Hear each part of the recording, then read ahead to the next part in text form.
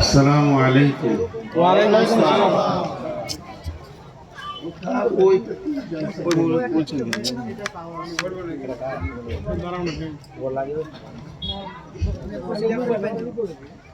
আলহামদুলিল্লাহ نحمده ونستعينه ونستغفره ونؤمن به ونتوكل عليه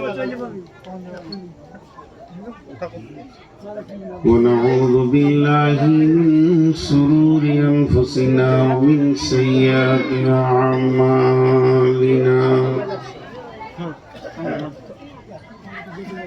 من يهده الله فلا مضل له ومن يضلله فلا هادي له وأشهد أن لا إله إلا الله وحده لا شريك له وأشهد أن محمدا عبده ورسوله الذي أرسله بالحق بشيرا ونذيرا وداعيا إلى الله بإذنه وسراجا منيرا أما بعد فإن خير الحديث كتاب الله وخير الهدي هدي محمد صلى الله عليه وسلم وشر الأمور محدثاتها وكل محدثة بدعة وكل بدعة ضلالة وكل ضلالة في النار فقد قال الله تبارك وتعالى في كلامه المجيد وفرقانه الحميد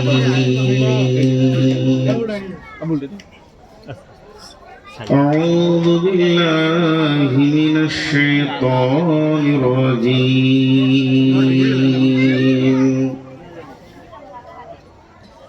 كنتم خير أمة أخرجت للناس تأمرون بالمعروف وتنهون عن المنكر وتؤمنون بالله بسم الله الرحمن الرحيم ومن أحسن قولا ممن دعا إلى الله وقال إنني من المسلمين بسم الله الرحمن الرحيم والعصر إن الإنسان لفي خسر إلا الذين آمنوا وعملوا الصالحات وتواصوا بالحق وتواصوا بالصبر بسم الله الرحمن الرحيم قال رسول الله صلى الله عليه وسلم كل أمتي يدخلون الجنة إلا من أبى قيل من أبى يا رسول الله قال من أطاعنيه فدخل الجنة ومن أساءنيه فقد آبى মসজিদে ওই সন্ধ্যে আজান, চল নামাজে চল, দুঃখে পাবি সান্ত্বনা তুই, বক্ষে পাবি বল রে, মসজিদেতে চল। মসজিদে ওই সন্ধ্যে আজান, চল নামাজে চল, দুঃখে পাবি সান্ত্বনা তুই, বক্ষে পাবি বল রে, মসজিদেতে চল। হাজার কাজের ওসিলাতে নামাজ করিস কাজা, খাজনা তার দিলি না কো যে হব্দে দুনিয়ার রাজা, তাকে পাঁচবারে তুই করবি স্মরণ, তাতেও কেন ছল, ওরে চল নামাজে চল, দুঃখে পাবি সান্ত্বনা তুই, বক্ষে পাবি বল রে, মসজিদেতে চল।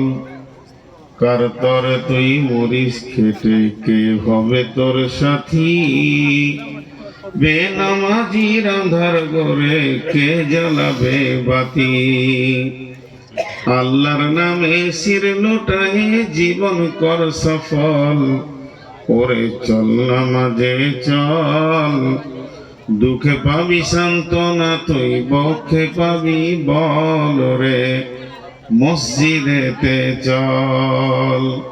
মলি মাটি লাগলো যত দেহ মনের মাঝে, সাপ হবে সব তোর তুই যেই দ্বারা বীরে যাই নামাজে। মলি মাটি লাগলো যা তোর দেহ মনের মাঝে, সাপ হবে সব তোর তুই যেই দ্বারা বীরে যাই নামাজে।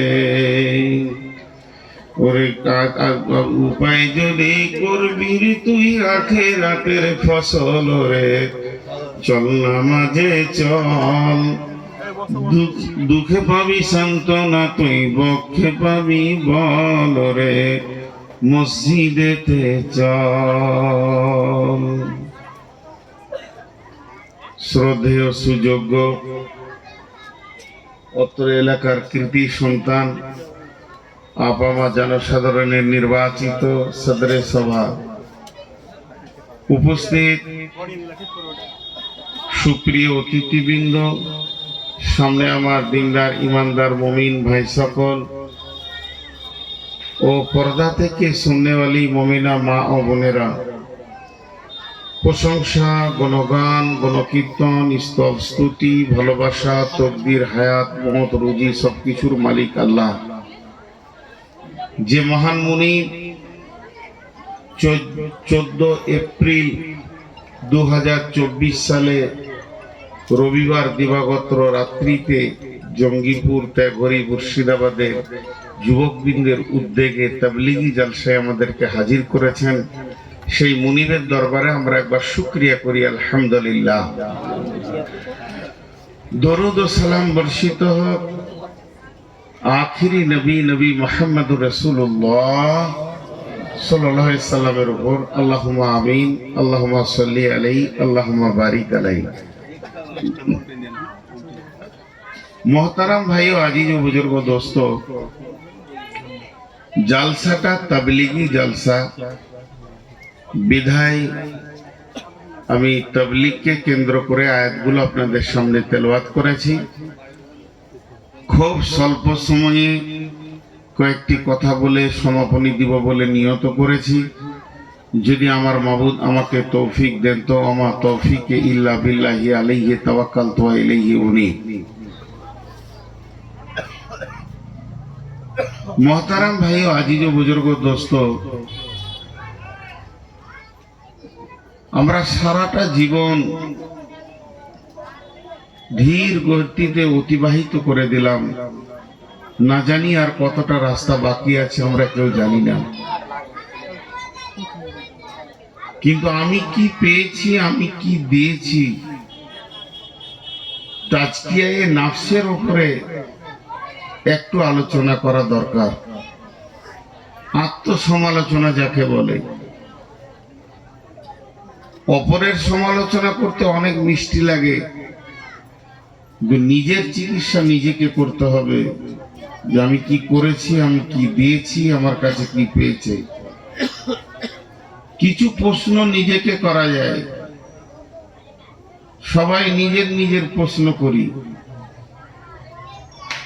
এর পূর্বে ছিলাম কোথা, বর্তমানে আছি কোথা, পরবর্তীকালে যাব কোথা।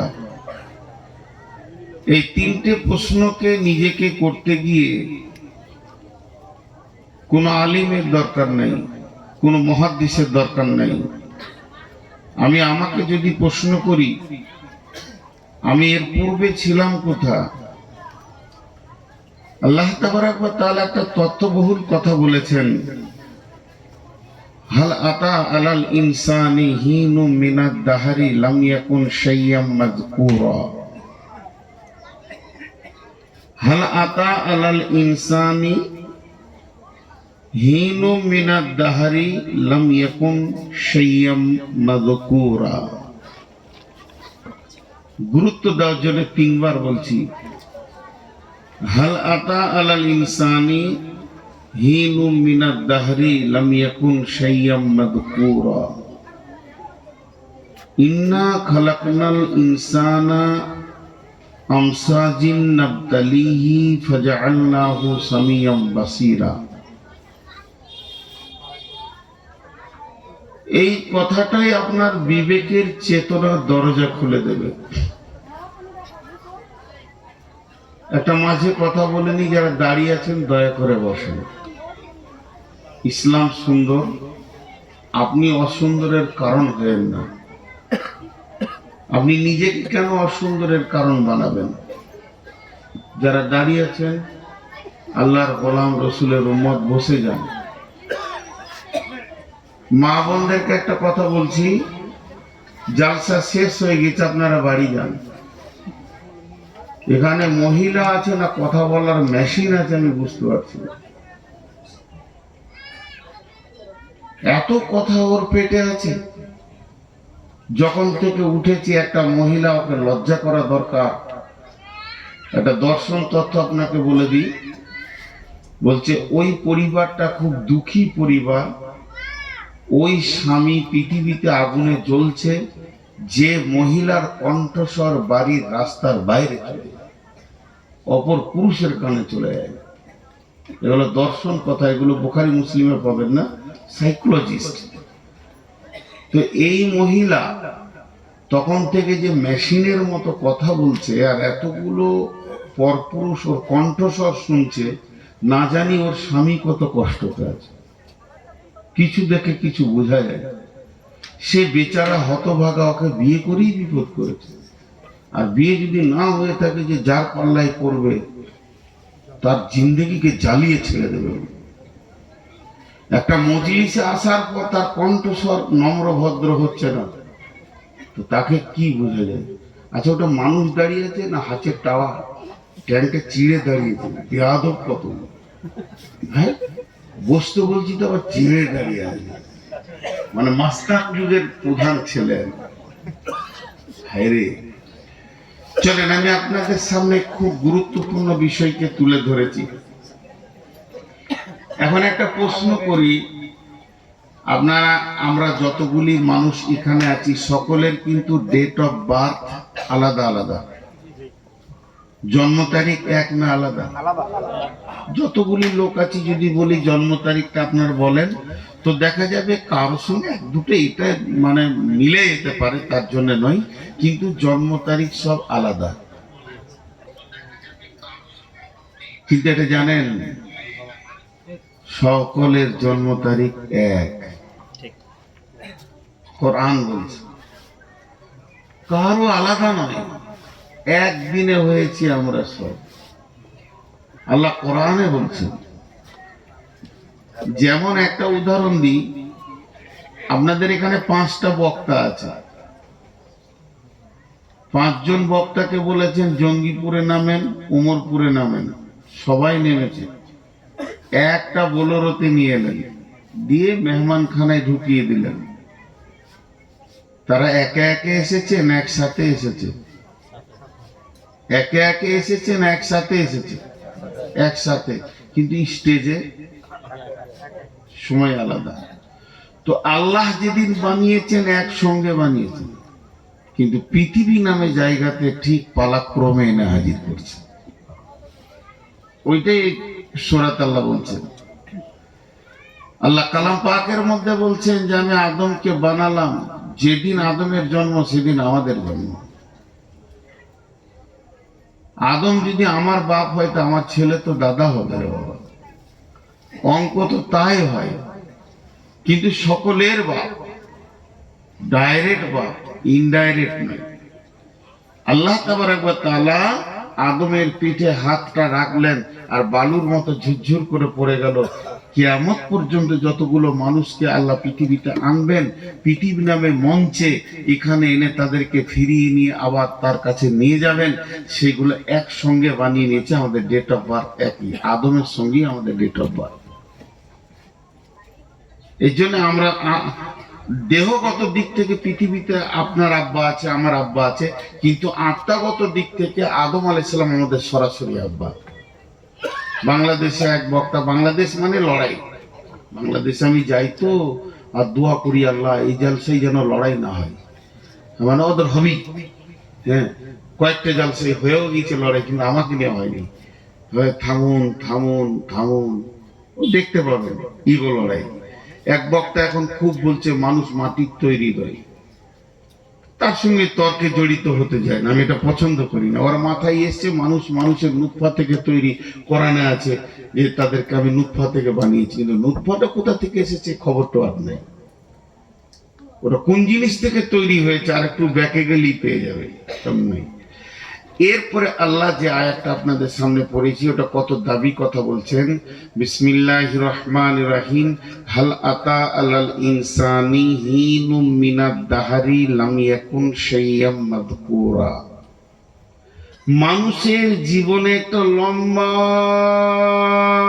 টাইম চলে গেছে যেদিন তার সম্পর্কে কোনো আলোচনা ছিল না। তর্জমাটা করে দিলাম, আরেকবার বলছি। মানুষের জীবনে, অন্য প্রাণীর কথা বলেননি কিন্তু, আর গরু ছাগল জিন ফেরেশতার কথা বলেননি, ইনসানে বলেছে। তো মানুষের জীবনে একটা লম্বা জীবন চলে গেছে, কোনো আলোচনা ছিল না তার সম্পর্কে, তার পরিচিতি ছিল না। এখন তাহলে আমরা একটু কাগজ কলম নিয়ে অঙ্কে বসে যাই। পৃথিবীটা কত কোটি বছর আগে বানানো হয়েছে এটা আল্লাহ ছাড়া কেউ জানে না। পৃথিবীটা কত কোটি বছর আগে বানানো হয়েছে এটা আল্লাহ ছাড়া কেউ জানে না, তার ডেট নাই। কিন্তু একটা কথা আল্লাহ বলে দিয়েছেন যে এই পৃথিবী সৃষ্টির 50,000 বছর পূর্বে আপনার আমার তকদির লেখা হয়। এবার অঙ্ক করেন, খুব তথ্যবহুল কথা বলবো নিয়োগ করেছি, 10টা মিনিট ধৈর্য ধরেন। পৃথিবী সৃষ্টির 50,000 বছর পূর্বে, পৃথিবী সৃষ্টির 50 বছর নয়, 50 নয়, 50,000 বছর, মানে অর্ধ লাখ, 1 লাখের হাফ, এত বছর পূর্বে মানুষের তকদির লেখা হয়েছে, মানে আপনারও লেখা হয়েছে আমারও লেখা হয়েছে। এবার বলেন তাহলে আমাদের জন্ম তারিখটা কখন? খুঁজে পাওয়া খুব মুশকিল। একজনকে জিজ্ঞেস করা হচ্ছে আপনার কয়টা ছেলে, এগুলো সব মানে আমি মারেফাতের তথ্য বলছি। বলছে আমার 6টা ছেলে। বড় ছেলের নাম কি? বলছে আবুল কালাম। আপনি জানলেন কি করে আবুল কালাম আপনার বড় ছেলে? 6টা ছেলে রয়েছে ওর বিদ্যমান, কিন্তু তত্ত্ববহুল মারেফাতে বলছি আপনি জানলেন কি করে যেটা বড় ছেলে? আপনার কত স্খলন হয়েছে বিয়ের আগে, শেষ হয়ে গেছে, চলে গেছে, জি ইহতিলাম হয়েছে, নাইট ফলস হয়েছে। কোনটা আপনার বড় ছিল, ফার্স্ট বাচ্চা কোনটা ছিল আপনি গুনে রেখেছেন? তো আল্লাহ তাবারক ওয়া তাআলা বলছেন পৃথিবী সৃষ্টির 50,000 বছর পূর্বে তোমার তকদির লেখা হয়েছে। আমাকে বলে বলছি, নূর মোহাম্মদ তকদির লেখা হয়েছে। তাহলে আজকে হলো 2024 সালের এপ্রিল মাসের 14 তারিখ। আজ থেকে কোটি বছর আগে আমার জন্ম হয়েছে, কোনো ঠিক আছে? আল্লাহ বলছে তুমি ছিলে কোথা তখন? তোমার পরিচয়টা কখন ঘটেছে? পরিচয় ঘটেছে যেদিন আমি মায়ের পেটে এসেছি, আমার মায়ের মেন্স বন্ধ হয়েছে। তো আমার মা প্রথম জানতে পেরেছে যে কেউ এসেছে আমার পেটে। দ্বিতীয় যে লোকটি জেনেছে সেটা আমার আব্বা, যে হ্যাঁ আমাদের কেউ এসেছে। এরপর দুই ফ্যামিলি জানলো, আর কেউ জানছে না। প্রাইমারি মাস্টার জানছে না, হাই স্কুলের মাস্টার জানছে না, পঞ্চায়েতের প্রধান জানছে না, গ্রামের মেম্বার জানছে না, স্বাস্থ্যসাথী মানে স্বাস্থ্যকর্মীরাও জানছে না, দাইমা জানছে না, ধাত্রীমা জানছে না। এই অবস্থায় আমার 9 মাস 10 দিন গেছে। প্রসব বেদনা যখন এসছে তারপরে যে জানছে সে হচ্ছে ধাত্রীমা। এবার ওখান থেকে আমার পরিচয় হলো, পঞ্চায়েত গেল, আধার কার্ড হলো, তখন প্রধান জানলো যে আমার পঞ্চায়েতে একটা নতুন ছেলে আসলো। এখনো প্রাইমারি স্কুল জানছে না। 6 বছর 5 বছর বয়সে আব্বা হাত ধরে নিয়ে গিয়ে স্কুলে ভরে দিল। তখন স্কুল মাস্টার জানলো যে এই এলাকায় একটা ছেলে নূর মোহাম্মদ বলে আছে। এবার পরিচয়টা কিভাবে ঘটছে দেখেন। তারপরে স্কুলে পড়লাম, হাই স্কুলে গেলাম, এবার আস্তে আস্তে নিয়ে আসলো মাদ্রাসায়। মাদ্রাসায় একদিন 10,000 লোকের সামনে পাগড়ি বাঁধা হলো, নূর মোহাম্মদ এখন মৌলানা হয়ে গেল। সবাই জানলো, কিন্তু পৃথিবীর সবাই জানে না। আস্তে আস্তে 2 বছর 5 বছর 6 বছর ইমামতি করলাম, 5-6 বছর ধরে দার্সে মাদ্রাসায় চাকরি করলাম। এমন সময় আল্লাহ সেখান থেকে বের করে জালসার ফিল্ডে দিয়ে ইউটিউবে এখন সব পৃথিবী জেনে নিয়েছে নূর মোহাম্মদকে। আল্লাহ বলছে তুই এই ডেটটা, আমার আজকের বয়স হচ্ছে 52 বছর 2 মাস। তো এই 52 বছর 2 মাস, তো 52টাই ধরলাম, 2 মাসটাকে এখন মাইনাস করে দেন। তো 52 বছর, এটাকে 53 বছর আগে তুই কে ছিলি এটা বল। তো মায়ের পেটে ভ্রূণ ছিলাম। আচ্ছা 54 বছর আগে কে ছিলি বল। তাহলে আমি আমার আব্বা এবং মায়ের মধ্যে রক্তের সংমিশ্রণ ছিলাম। 55 বছর আগে তুই কে ছিলি, আর খুঁজে পাওয়া যাবে। আল্লাহ বলছে আজ থেকে 55 বছর বাদ দে, 20 কোটি বছর আগে তোর তকদির লিখেছি। এটা বোঝানোর জন্য বলছি, আমি জানবেন না যে কোথাও লেখা আছে 20 কোটি, আপনাদেরকে বোঝানোর জন্য বলছি। 20 কোটি বছর আগে তোর তকদির লিখেছি, তার থেকে 55 বছর বাদ দে, বাদ দে, বাদ দে, বাদ দে 55 বছর। 20 কোটি থেকে যদি 55 বছর বাদ দিই, তাহলে 19,99,950 বছর আল্লাহর কাছে ছিলাম।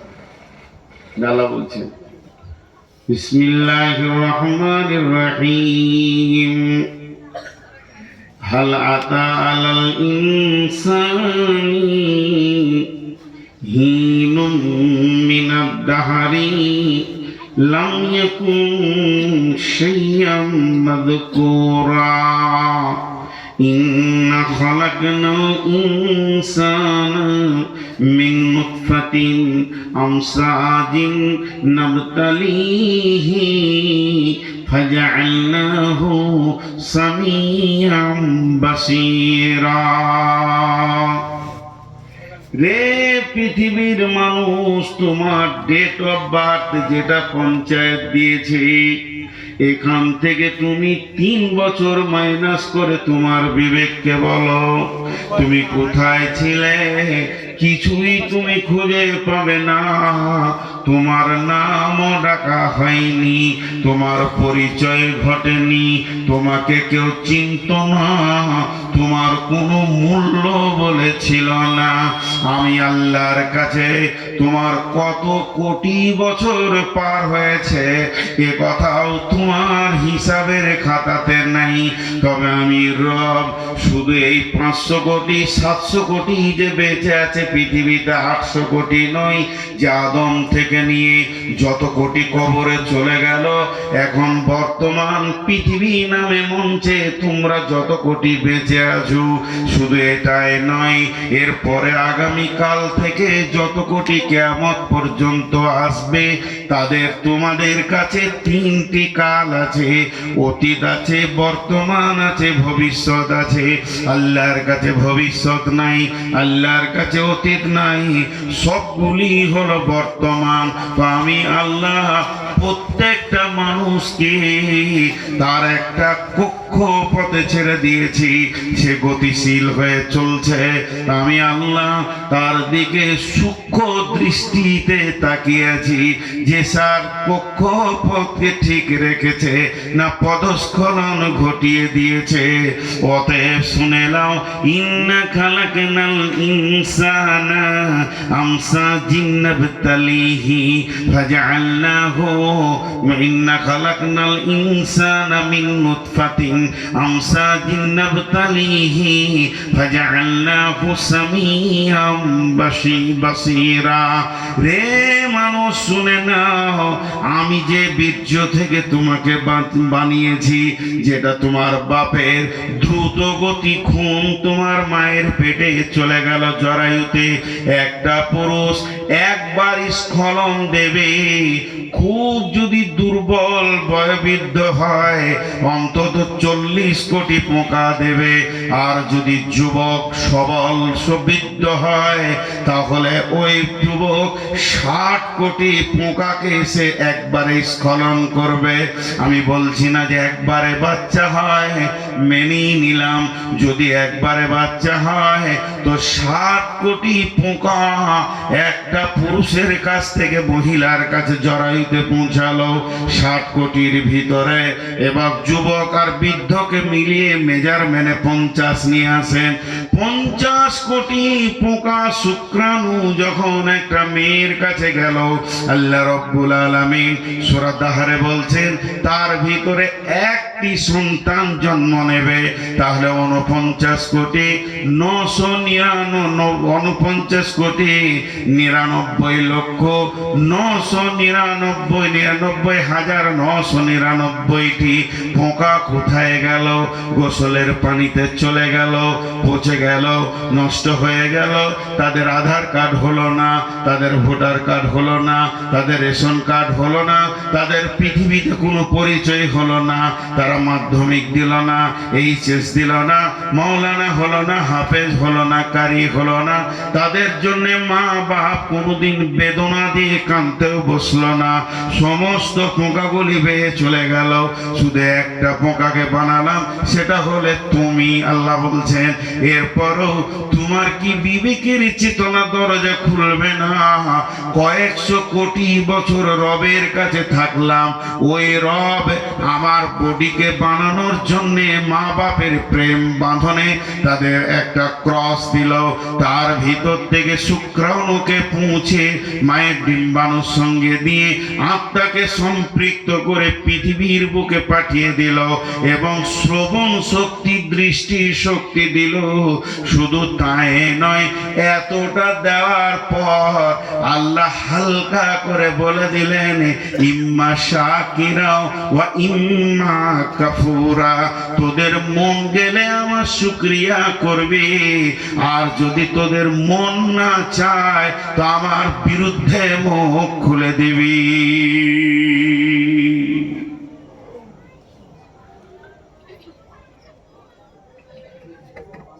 পৃথিবী থেকে 13 লক্ষ গুণ হলো সূর্য, সূর্য থেকে কোটি কোটি কোটি গুণ বড় হলো তারা। সৌরজগতে কতগুলো গ্রহ আছে আর কতগুলো উপগ্রহ আছে, বিজ্ঞানীরা গুণে শেষ করতে পারেননি, আর কিয়ামত পর্যন্ত পারবে না। বিজ্ঞানীরা গুণে শেষ করতে পারেনি, আর কিয়ামত পর্যন্ত পারবে না। কিন্তু একটা কথা জেনে রাখেন, সমস্ত গ্রহ তার নিজের কক্ষপথে চলছে। এখনো একজনও পদস্খলন ঘটায়নি। সূর্য না, বুধ না, মঙ্গল না, আসমান জগতে যত তারা আছে, পৃথিবী তার কক্ষপথে চলছে, চাঁদ তার কক্ষপথে চলছে। শুধু ৩.৫ হাত মানুষ আল্লাহর দেওয়া আইনে চলছে না। ঝামেলাটাই শেষ। শুধু ৩.৫ হাত মানুষ আল্লাহর দেওয়া আইনে চলছে না। এরা নিজের নিজের মন মতো আইন তৈরি করে নিয়েছে। মা বোন, ধৈর্য ধরে শোনেন, কিছু কথা আসবে। আমি চলি না, আপনি চলেন না এটা নয়, আমরা চলতে পারছি না। কি অবস্থায় আমরা নিজেদেরকে মানুষ হিসেবে গণ্য করে রেখেছি। তারপরেও জানেন, ক্ষুদ্র একটা প্রাণীর কাছে চলে যায়, বৃহৎ থেকে একবারে ক্ষুদ্র। সেই প্রাণীটার নাম হলো পিপুলিকা। সাদা বাংলায় আমরা চলতি ভাষায় বলি পিঁপড়ে। পিপুলিকা পিঁপড়ে। পিঁপড়ের কয়েকটি ভালো গুণ আছে। এই এই এই এই পানির বোতলটা আমাকে দে। তোকে অবশ্যই করা হয়েছিল, 2 ঘন্টা পানি না খেলে মরে যাবে। এত বড় রোজা পার করলে এই অভ্যাসটা করতে পারেনি।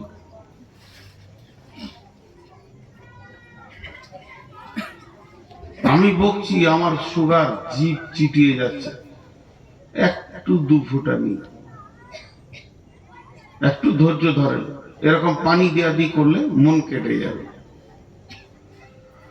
তো যেটা বলছিলাম, পিপুলিকা, ওর নামে কোরআনে একটা সূরা এসেছে। কি কাজ করেছিল?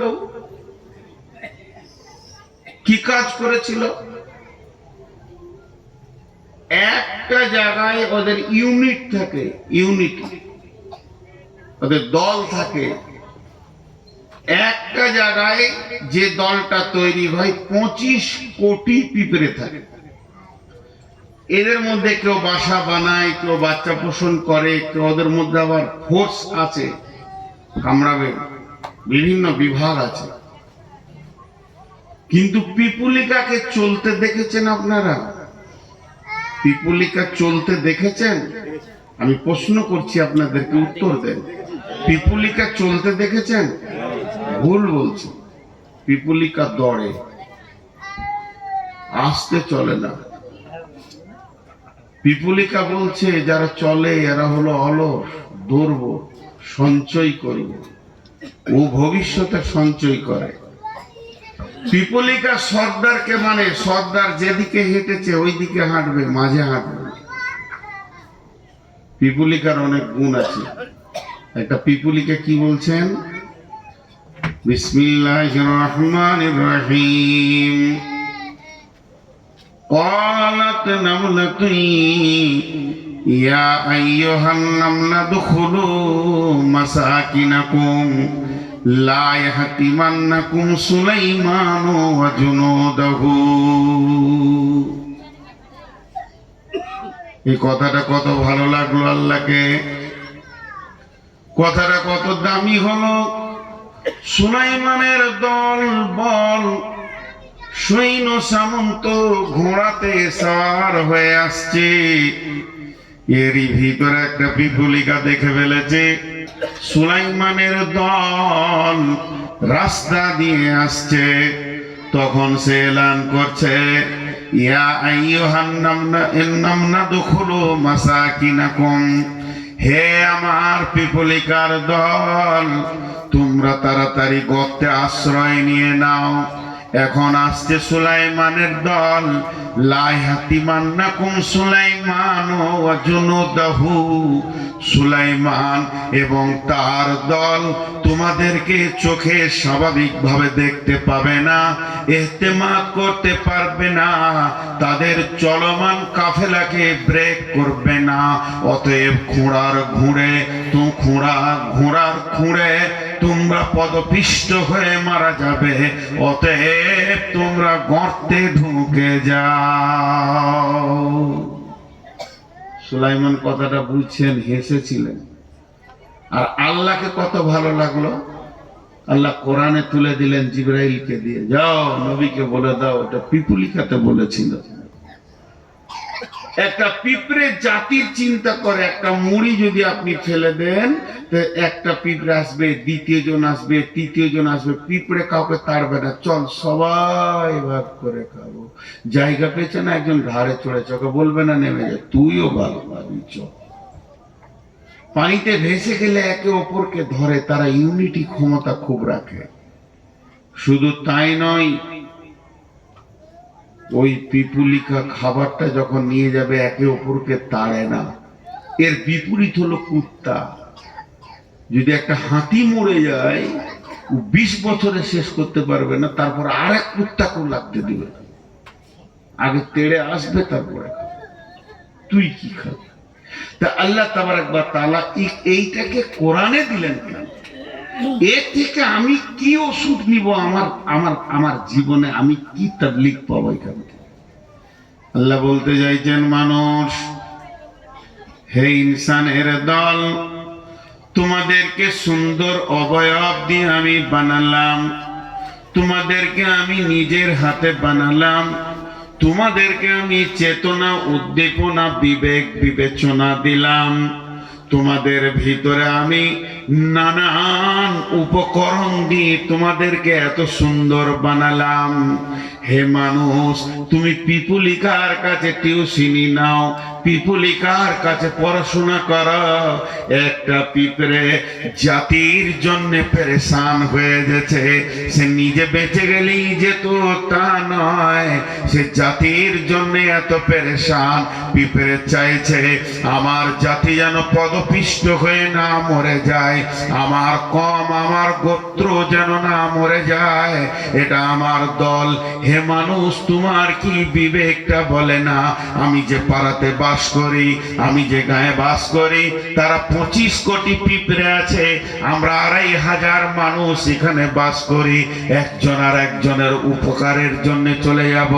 উপকার ফিক দুনিয়া, উপকার বিদ দুনিয়া, দুনিয়ার উপকার সেটা কেমন, উপকারটা কেমন? এই দুনিয়ার উপকার হচ্ছে তার অসুখ বেসুখ হয়েছে খবর নিব, তার কাছে আমি হেল্প করব, তাকে আমি তার পাশে দাঁড়াবো। বিশ্ব নবীর ব্যাপারে সচেতনতা দিয়ে দিয়েছেন, ওই ব্যক্তি মুসলমান নয়, ওই ব্যক্তি মুসলমান নয়, ওই ব্যক্তি মুসলমান নয়, ওই ব্যক্তি মুসলমান নয়, 3 বার বলেছেন, ওই ব্যক্তি মুসলমান নয়, ওই ব্যক্তি মুসলমান নয়। যে ব্যক্তি এ কথা জানার পর নিশ্চিতে শুয়ে গেল যে আমার প্রতিবেশী আজকে খেতে পাইনি।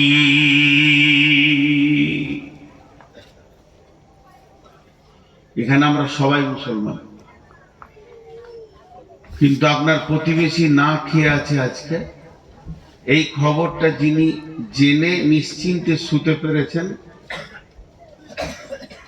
আমি জজ নই, এই ফাইসালা দিয়েছেন চিফ জাস্টিস নবী মুহাম্মদুর রাসূলুল্লাহ সাল্লাল্লাহু আলাইহি ওয়াসাল্লাম। ও মুসলমান না, কালেমা পড়েছে, নামাজ পড়ে, হজ করেছে, যাকাত দেয়, রোজা পালন করেছে, তারপরও বিশ্ব নবী বলছে মুসলমান নাই। তাহলে পিপুলিকার কাছ থেকে জ্ঞান লাও। আর যদি তুমি আখেরাতে এর উপকার করতে চাও, তুমি যদি আখেরাতের উপকার করতে চাও, গভীর রাত্রিতে নির্জন অবস্থায় দরজায় গিয়ে ধাক্কা দাও। এগুন নবী মুহাম্মদ সাল্লাল্লাহু আলাইহি সাল্লামের ছিল, এগুন হযরত ওমর ফারুক রাদিয়াল্লাহু তাআলা আনহু দেখিয়ে গেছেন। দরজায় ধাক্কা দাও, ভাই আব্দুল করিম রে ভাতিজা, তুমি মসজিদে যাও না, আমার মনে বড় ব্যথা হয়, তোমারকে দেখে আমাকে বড় ভালো লাগে, তুমি আমার কত কথা শোনো। তোমাকে এখনই যদি কোনো কাজে পাঠাই, তুমি এখনই দ্রুত গতিতে দৌড়বে, তুমি না বলবে না। আমি যে উপকার তোমার কাছ থেকে পাই, কিন্তু মসজিদে না গেলে রে বাবা, কিয়ামতের দিন জাহান্নামের ফেরেশতা তোমাকে টানবে, সেদিন আমি সহ্য করতে পারবো না রে বাবা।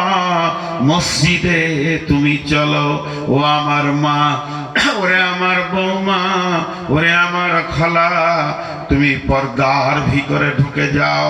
আমাকে দুনিয়াতে নিজের জাতিকে একদিকে পৃথিবীর কষ্ট থেকে বাঁচানোর জন্যে, আর একদিকে কিয়ামতের ময়দানে জাহান্নাম থেকে বাঁচানোর জন্যে আমি যেন জাতির জন্য পেরেশান হয়ে যাই। আমি নিজেকে ওয়াকফ করে দিই জাতির জন্য, আমি বলিষ্ঠ হয়ে যেন দাঁড়িয়ে যাই। তো আল্লাহ তাবারাক ওয়া তাআলা বলছেন, কুনতুম খায়রা উম্মাতিন, তোমরাই হলে শ্রেষ্ঠ উম্মত, উখরিজাতিল লিন্নাসি, তোমরা মানুষের জন্য বেরিয়ে যাবে। তা'মুরুনা বিল মা'রুফি ওয়া তানহাউনা আনিল মুনকারি ওয়া তু'মিনুনা বিল্লাহ, তোমরা সৎ কাজের আদেশ করবে, অসৎ কাজের নিষেধ করবে, এবং আল্লাহর উপরে কামিল ঈমান আনবি।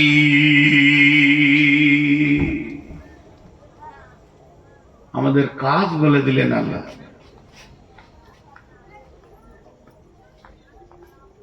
কম, জি, কম মানে গোষ্ঠী, কম মানে গোত্র, কম খানদান। আপনাদের বিরক্ত লাগছে নাকি?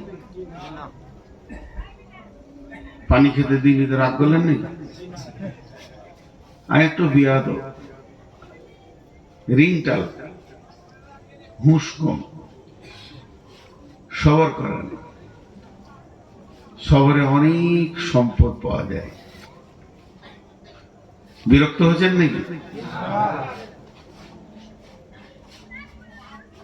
কমের মানে করলাম, পৃথিবীতে যতগুলি নবী এসছেন, কেউ বলে 1.5 লাখ, 1,24,000, কম বেশি যা এসছেন একরিটি গণনা কেউ বলতে পারবে না। কোরআনে 30 থেকে 40 জন নবী হাদিসের পাতাতে পাওয়া যাচ্ছে, যাদেরকে আল্লাহ মজবুত ভাবে যাদের বর্ণনাগুলো করেছেন। তবে কম বেশি 1.5 লাখ ধরে, 1,24,000, একরিটি কোনো গণনা নাই। তার মধ্যে একটা নবীকে এক পাশে রাখেন, সেটা হলো নবী মুহাম্মদুর রাসূলুল্লাহ। ইনি নবীদের নবী, নবীদের ইমাম। বাকি যতগুলো নবী ছিলেন, যত রসুল ছিলেন, তাদের যুগে যে মানুষগুলো বেঁচে ছিল তাদেরকে বলা হয় কওমে মূসা, কওমে হুদ, কওমে লূত, কওমে সালেহ, কওমে ঈসা, কওমে হারুন, কওমে দাউদ, কওমে সুলাইমান। উম্মত শব্দটা তাদের পেছনে লাগানো। উম্মত শব্দটা পেয়েছে কে? উম্মতে নবী মুহাম্মদ সাল্লাল্লাহু আলাইহি ওয়াসাল্লাম। নবী মুহাম্মদ সাল্লাল্লাহু আলাইহি সাল্লামের আমরা উম্মত। তাহলে কম আর উম্মত দুটো শব্দের পার্থক্য কি?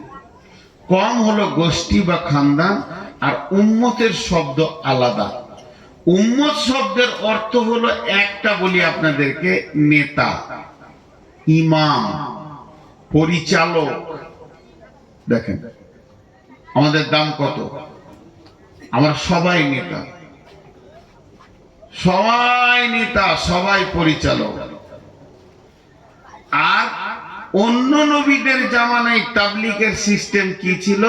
তাবলীগ কে করবে না নবী করবে, কম করতে পাবে না, এরা সাথে যাবে, ওকে সাহায্য করবে।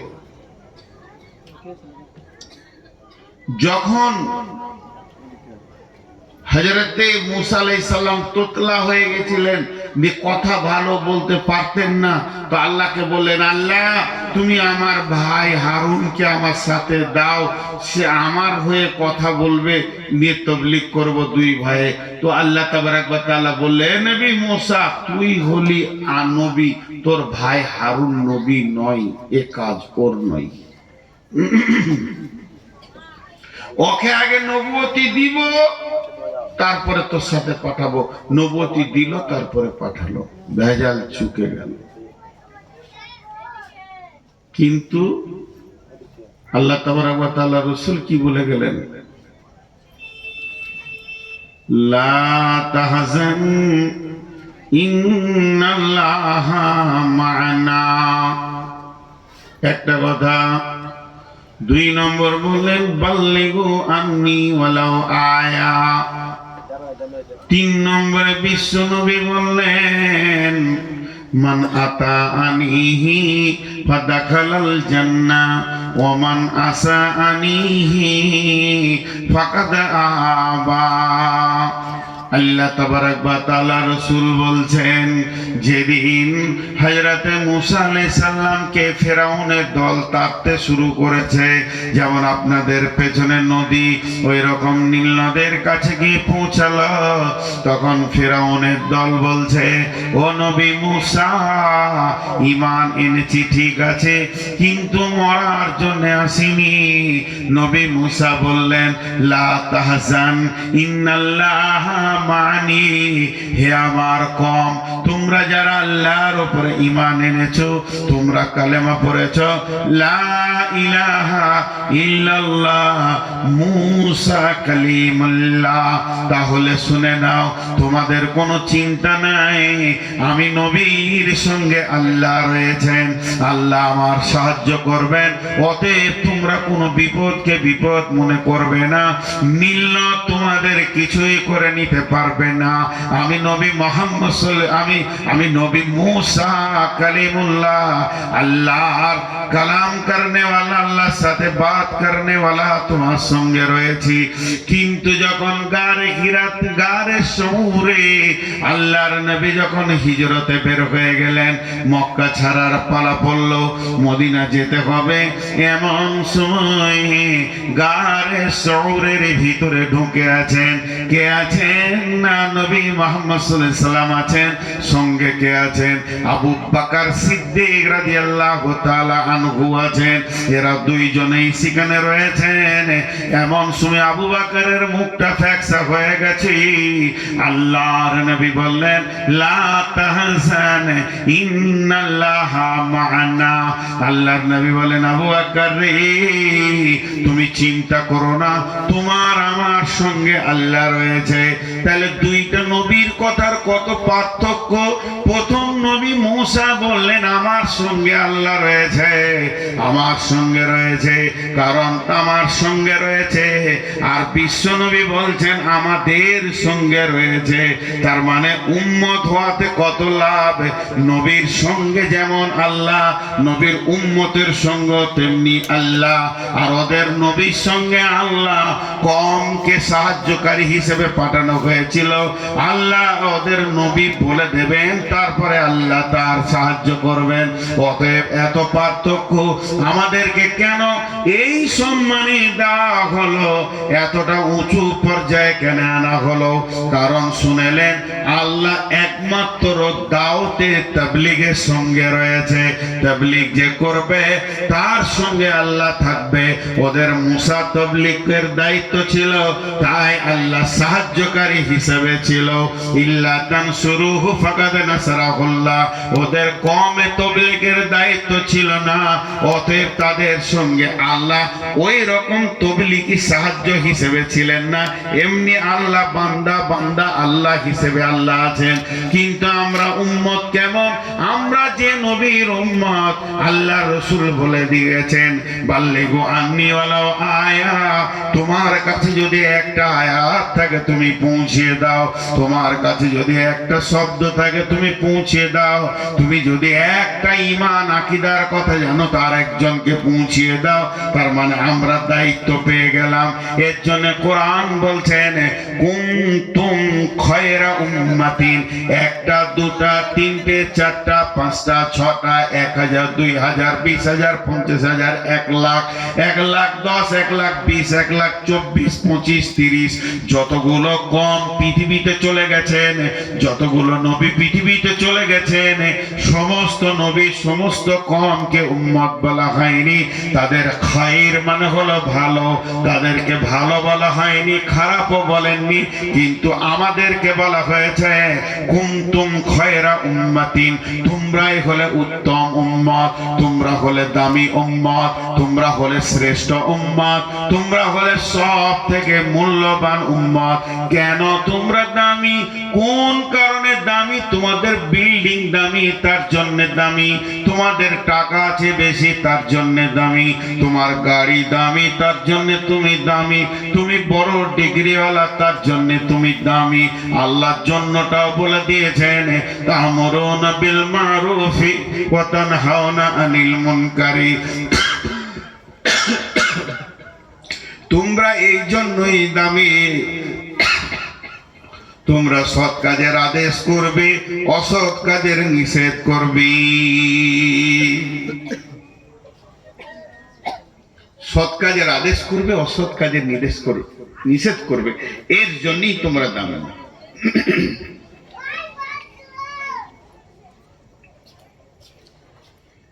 আমাদের দাম হওয়ার কারণ ওইটাই। ওই কারণ থেকে যদি আমি সরে থাকি তাহলে তো আমি দামি নয়। ওই কারণটা থেকে যদি আমি সরে থাকি তাহলে আমি দামি নয়। জি, আজকে আমাদের অবস্থা কি মা বোন? একটু ভাবি, আজকের মেয়ে সেই দিনের মেয়ে। তাবলীগ পুরুষরাও করবে, মেয়েরাও করবে। তাবলীগ এমন একটা দায়িত্ব, পুরুষরা পুরুষের ভিতরে করবে, মেয়েদেরকে পর্দায় রেখে করবে, আর মেয়েরা মেয়েদের ভিতরেই করবে, পুরুষের মাঝে যাবে না। আজকে আমরা শেষ করতে করতে ইসলামকে অনেক সরিয়ে দিয়েছি। ভাইরা আমার, আল্লাহ তাবারাক ওয়া তাআলা বলছেন বিসমিল্লাহির রহমানির রহিম ওয়া মান আহসানু কাওলাম মিম্মান দাআ ইলাল্লাহি ওয়া ক্বালা ইন্নানি মিনাল মুসলিমিন وعمل صالحا فقال إنني من المسلمين ومن أحسن قولا ممن دعا إلى الله وعمل صالحا فقال إنني من المسلمين। ওর কথার চাইতে কার কথা আমাকে ভালো লাগতে পারে? ওর কথার থেকে কার কথা আমার কাছে ভালো? যে নিজে আমল করে এবং মানুষকে ডাকে আর দাবি করে আমি মুসলিম, মুসলিমদের ভিতরে আমি একজন। ওয়ামিলা সালিহা, সে ভালো আমল করে আর মানুষকে আল্লাহর দিকে ডাকে। তার কথার থেকে আর কারো কথা আল্লাহর কাছে প্রিয় নয়। আমরা সারাদিন যত কথা বলি, সারাদিন কথার চারটা ভাগ আছে। একটা হলো প্রয়োজনীয় কথা, একটা অপ্রয়োজনীয় কথা, একটা ভালো কথা, একটা খারাপ কথা। সারা জীবনে মানুষ চার ধরনের কথা বলে। সারা জীবনে, যেদিন থেকে মুখ ফুটেছে, যেদিন মুখ বন্ধ হয়ে যাবে। ভালো কথা, খারাপ কথা, প্রয়োজনীয় কথা, অপ্রয়োজনীয় কথা। প্রয়োজন আছে, প্রয়োজন কেমন?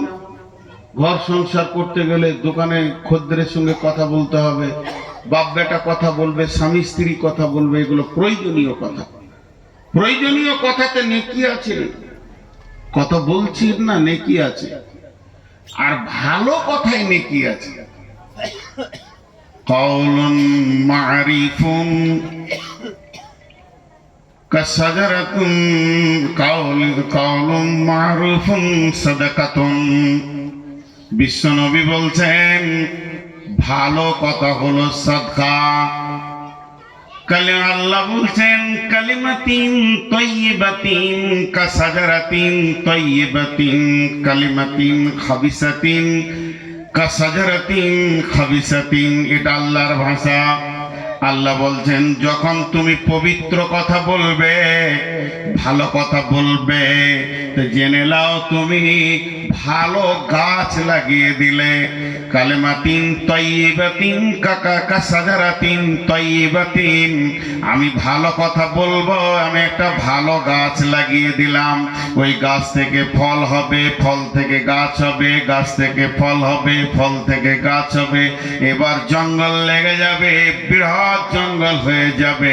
কিয়ামতের মাঠে আমি খালি একবার কাউকে বলেছি, ভাই আল্লাহর ঘরে চলেন, জুয়া ছেড়ে দেন, তাস ছেড়ে দেন, লুডু ছেড়ে দেন, দাবা ছেড়ে দেন, এই কথা বলেছি। এর জন্য আমার একটা মিষ্টি গাছের লেগে গেল ফল, বিচন লেগে গেল। এবার আমি আর বলিনি, তবে ফল হতে চলেছে, লাভ হতে চলেছে, জঙ্গল হতে চলেছে। আর আল্লাহ বলতেন যখন তুমি কাউকে কোনো খারাপ বুদ্ধি দেবে, সুদের লাইন ধরিয়ে দেবে, এখানে করো, এখানে এনজিও করো, এখানে কি করো, এই জায়গায় নিয়ে এসে এখানে ফাইন্যান্স করো, নানা রকম করে যখন আপনার ইন্স্যুরেন্স করো, এটা ওটা করে আপনি যখন লাগিয়ে দেবেন, তখন আপনার হবে কি একটা নিমের গাছ লেগে গেল, তার বুটি হবে, তার থেকে গাছ হবে, তার থেকে গাছ হবে, যত জঙ্গল হবে সব তেতোতে ভরে যাবে, আর এটা মিষ্টিতে ভরে যাবে। তাই আমার আল্লাহ বলেছেন কালিমাতিন তাইয়্যিবাতিন কাসাজারাতিন তাইয়্যিবাতিন। অতএব বন্ধুরে, তাবলীগ একটা এমন জিনিস, আপনি একবার বলে দিয়ে ঘুমিয়ে যাবেন, কিন্তু নেকির রাস্তাটা বন্ধ হবে না।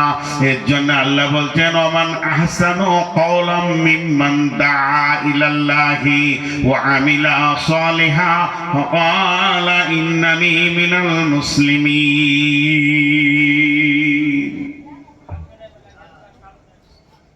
সূরা আসারটাতে একটা উদাহরণ দিব, বহুত লম্বা তফসির আছে, শুধু আসর শব্দটাকে নিয়ে তফসির করলে অনেক সময় যাবে।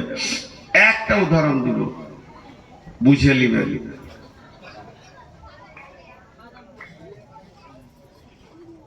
আল্লাহ তাবারাক ওয়া তাআলা বলছেন বিসমিল্লাহির রহমানির রহিম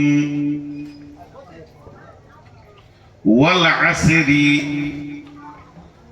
ইন্নাল ইনসানা লাফি খুসর ওয়াল আসর ইন্নাল ইনসানা লাফি খুসর ইল্লাল্লাযীনা আমানু ওয়া আমিলুস সলিহাতি ওয়া তাওয়াসাউ বিল হাক্কি ওয়া তাওয়াসাউ বিস সবরি। দেখেন আল্লাহ আসরের কসম খেয়েছেন। এই অক্তটা বড় মূল্যবান, এই অক্তে ফেরেশতা চেঞ্জ হয়, এই অক্তটা বড় মূল্যবান। পৃথিবীর একটা জীবনের একটা দিন আসরের সময় বিদায় নেই। আল্লাহ কালকে নিয়ে অনেক কথা বলেছেন। আল্লাহ দুটি সূরা রেখেছেন ওয়াক্তের উপরে, একটার নাম ফাজর, একটার নাম আসর। আল্লাহ তাবারাক ওয়া তাআলা আসরের কসম করেছেন, ফজরের কসম করেছেন, আল্লাহ দুহার কসম করেছেন, আল্লাহ রাত্রিকালের কসম করেছেন, চলমান রাত্রির কসম করেছেন, আল্লাহ 10 রাত্রির কসম করেছেন। আল্লাহ তাবারাক ওয়া তাআলা কত সুন্দর রাতকে নিয়ে কথা বলেছেন। আল্লাহ একটা রাতকে শবে কদর বানিয়েছেন, একটা দিনকে আরাফাতের ময়দান বানিয়েছেন। বিভিন্ন রকমকে কালকে আল্লাহ এত গুরুত্ব দিয়েছেন, সময়কে এত গুরুত্ব দিয়েছেন, যে লোক সময়ের মূল্য দেয় না সে নিজের মূল্য নিজেই দেয় না। এখানে আল্লাহ আসরের কসম করে বলছেন, ইন্নাল ইনসানা লাফি খুসরি, ইন্নাল ইনসানা লাফি খুসরে, নিশ্চয় মানুষ ক্ষতিগ্রস্তর মধ্যে রয়েছে। এখানে কোন জাতিকে বলা হয়নি, মুসলমান বলা হয়নি, হিন্দু, জৈন, খ্রিস্টান, বৌদ্ধ আপনার বলা হয়নি, এখানে কোনো মেনশন করা হয়নি। হানফি, সাফি, মালিকি, হাম্বেলি, দেওবন্দি, শিয়া, সুন্নি, কাদরিয়ানি, চিশতিয়ানি, নেকশবন্দি, ছোটর মিতর, রাজমিস্ত্রি, লিভার, ড্রাইভার বলে কিছু বলা হয়নি। এক কথায় আল্লাহ বলেছেন, ইন্নাল ইনসানা, সারা পৃথিবীর বুকে যত মানুষ রয়েছে, লাফি খুসরি, তারা ক্ষতিগ্রস্তর মধ্যে ডুবে রয়েছে।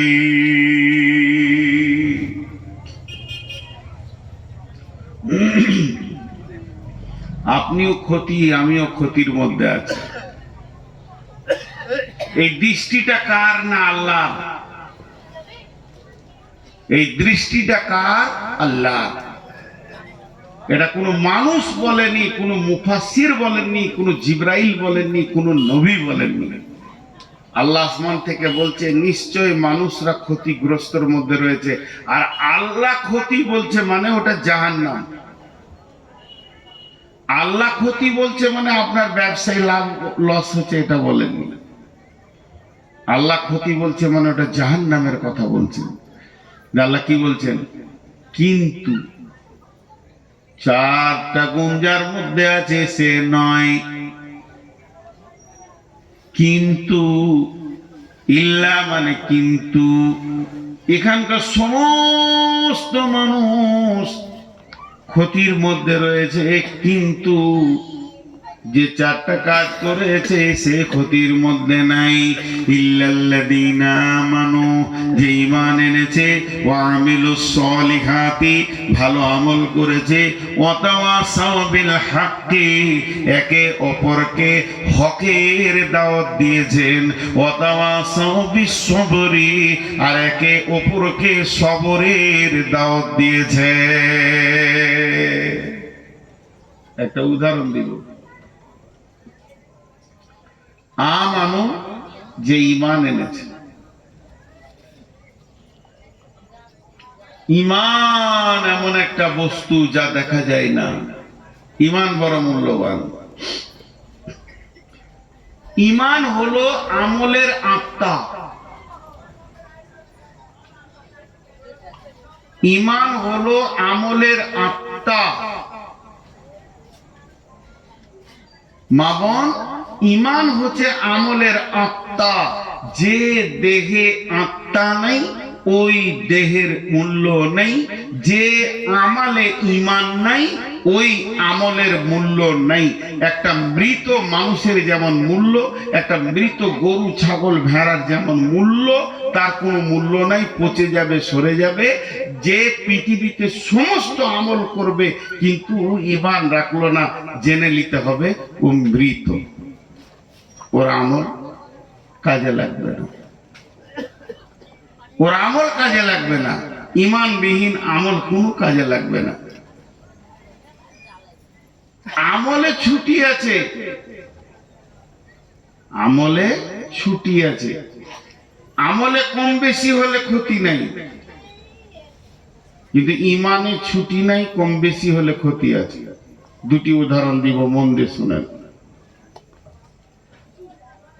আমরা এশার নামাজ পড়ে বসেছি, ফজর পর্যন্ত কোনো ফরজ নামাজ নাই। আপনি নফল যত পড়তে পারেন, ফজরের নামাজ পড়ে নিব, জোহর পর্যন্ত কোনো মুফতি, কোনো মুহাদ্দিস আপনাকে বলবে না যে আপনার নামাজ ফরজ আছে, এখন নফল পড়তে পারেন।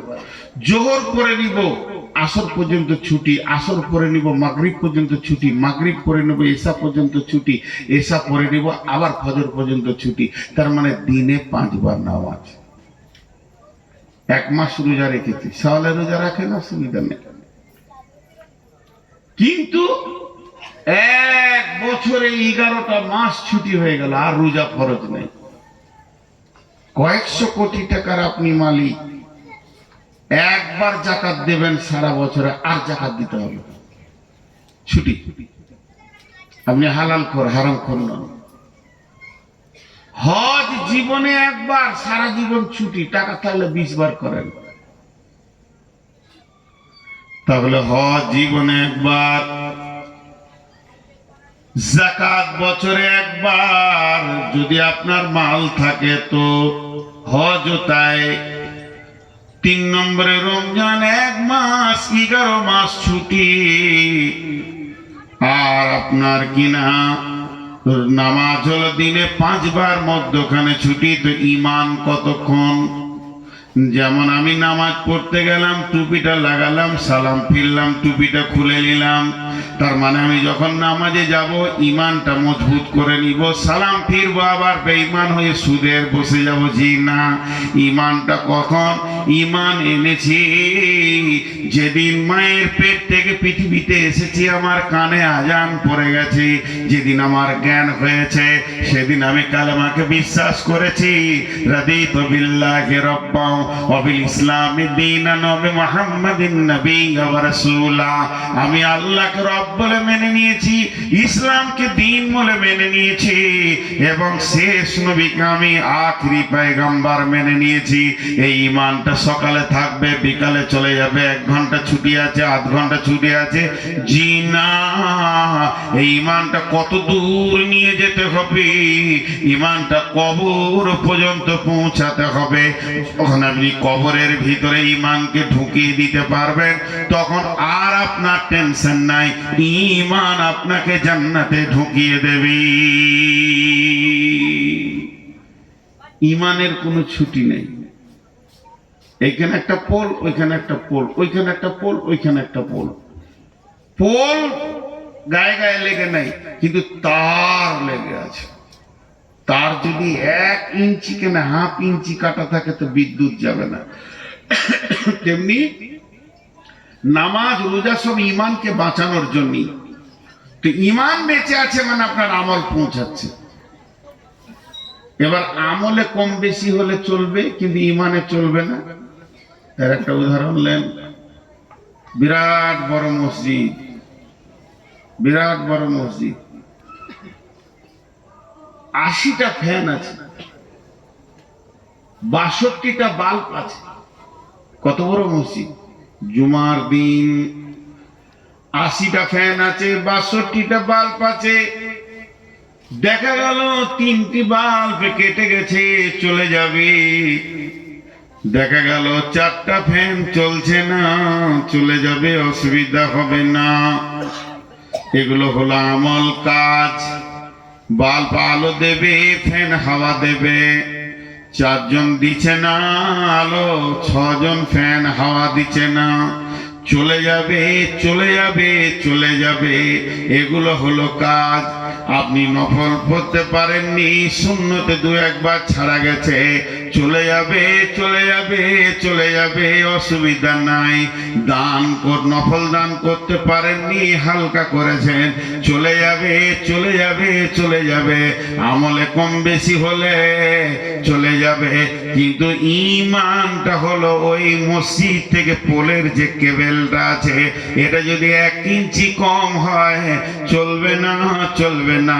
তো ঈমান আকীদা এত মজবুত হতে হবে, যদি ঈমান আকীদার ভিতরে ত্রুটি থেকে যায় তো চলবে না, চলবে না, চলবে না। আপনার ব্যাগে যদি বাচ্চা ছেলের চাটনির টাকা 20 লক্ষ থাকে, আপনি একটা পান খেতে পারবেন না। আর অরিজিনাল টাকা যদি 5 টাকার নোট থাকে, আপনি একটা পান খেতে পারবেন। তেমনি আমলে গাদা গাদা গাদা গাদা আমল হচ্ছে, কোনো দলিল নাই, কিছুই নাই, জাল চলছে, চলবে না, আল্লাহর কাছে চলবে না। আর ঈমান আকীদার উপরে যদি আপনার আমল অল্প হয়, চলে যাবে, চলে যাবে, চলে যাবে। এর জন্য আল্লাহ বলছেন ইল্লাল্লাযীনা আমানু ওয়া আমিলুস সলিহাতি। কিন্তু কিয়ামতের মাঠে বাঁচবে কে? যার ঈমান আছে এবং সেই ঈমানের উপরে হাজার মাদার করে সুন্দর ভালো আমল পৃথিবীতে করেছি। ইমানও আছে, আমলও করেছে, ইমানও আছে, আমলও করেছে। 3 নম্বর গুণ, ওয়াতাওয়াসাউ বিল হাক্কি, একে অপরকে ধরে হকের দাওয়াত দিয়েছেন। ওয়াতাওয়াসাউ বিস সবরে, একে অপরকে সবরের দাওয়াত দিয়েছেন, ধৈর্যের দাওয়াত দিয়েছেন। ধৈর্যটা এত বেশি প্রয়োজন, ধৈর্যটা অনেক অনেক প্রয়োজন। এটা দাওয়াত দিতে হয়, ভাই সবর করো, সবর ইখতিয়ার করো, সবর করো, সবর, কাজ হবে, কাজ হবে। সবর এত কাজ দিতে পারে, আপনি কাজ পাবেন, আপনি কাজ পাবেন সবরে। জি, এরা আপনার মোবাইল লাগিয়ে দিয়ে ঘুমাচ্ছে, কি আরামের ঘুম দিয়েছে। সকালে এডিট করবে, যে 4-5খানা মহিলা ছবি নিয়েছে গায়ে লাগিয়ে দেবে। আমার একটা ছবি ভাইরাল হয়েছে, এদিকে দিলে আরো ভাইরাল করবে। আমি নাকি মহিলার ঘাট ধরে দেখলাম, মহিলার ঘাট ধরে, ওটা আমার মা, আমার মায়ের ঘাট ধরে আমি মারছি, মারতে মারতে নিয়ে যাচ্ছে, আমার মা কাঁদছে। আমার মা একজন একাই, আমার মা, আমার কোনো খালা নাই, আমার মা একাই একটাই বেটি, আমার নানা। আর আমার নানা ছিলেন পশ্চিমবঙ্গের বৃহত্তর আলিম। আমার নানা রবীন্দ্রনাথ ঠাকুরকে লাঠি নিয়ে চাপকাতে গিয়েছিল, হ্যাঁ তুলে তোর মুখ ভেঙে দিবে। রবীন্দ্রনাথের মাসির বাড়ি আর আমাদের বাড়ি পাশাপাশি, সবাই একই এলাকা। আমার নানা যার কাছে পড়েছে তার কাছে, আমার নানার সাথী, মানে পরার জামানার সাথীর কাছে নজরুল পড়াশোনা করেছে। নজরুল মিসকাত পড়েছে কুলসুনা মাদ্রাসা। নজরুলের অনেক ঘটনা আমরা পেয়েছি, আমি আমার নানাকে দেখিনি। আমি একজন খোশনসিব না বদনসিব বলবেন, আমি আমার 5 বছরে মাকে হারিয়েছি। আমার মাকে মনে পড়ে, চেহারাটা মনে পড়ে। 5 বছর বয়স আমার, তখন আমার মাকে হারিয়েছি। এখানে থাম্বিল দিয়েছে, আমার মায়ের ঘাট ধরে আমি মারছি। সাদে কি ইউটিউবার দিকে সরাবো গো? আগামী অক্টোবর থেকে একজনা কাজতে দেব না। একটা ইউটিউব থাকবে, আমারই একটা ফেসবুক চলবে। তবে এটাও বলে দিচ্ছি, অতি ইনকাম করবো না, লাইন কাটা, সবারই সামনে বলছি।